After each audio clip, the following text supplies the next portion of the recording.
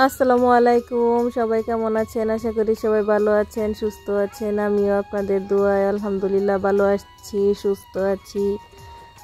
তো স্মৃতির ঝুড়িতে আরেকটা দিন, আরেকটা মুহূর্ত যুক্ত করলাম। তো সবাই কেমন হয় ব্লগটা, আশা করি সবাই বলবেন।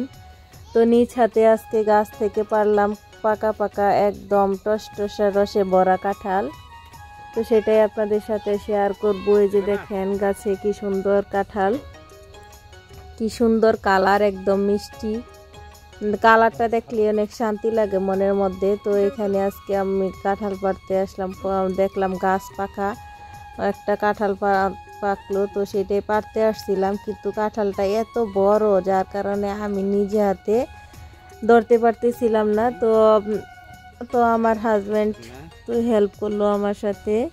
আমার ছেলে দেখেন কত আনন্দ করতেছে, কাঁঠাল পাকছে কাঁঠাল পাকছে।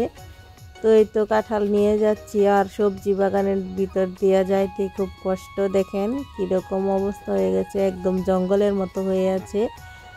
তো এরকম জঙ্গল দেখতে কার কার ভালো লাগে তা অবশ্যই কমেন্টের মাধ্যমে জানাবেন। তো দেখেন কি অবস্থা। তো চলুন দেখা যাক, কাঁঠালটা কেটেই দেখি কেমন হয়, রসে ভরা টসটসে না কীরকম হয় দেখি। চলুন দেখা যাক কেমন হয়। আমার ছেলে তো টুকা টুকা দিয়ে দেখতেছে যে কাঁঠাল কি সত্যি সত্যি পাকা না কাঁচা। তো ও মনে হয় বিশ্বাসই করতে পারতেছে না পাকা না কাঁচা। চলুন দেখি, কেটে দেখি কিরকম হয়। দেখুন দেখুন, একদম মধু মধু, একদম মধু। কিরকম দেখছেন, লাল টকটকে লাল, জিভে জল এসে গেছে মনে হয় যারা যারা দেখছেন।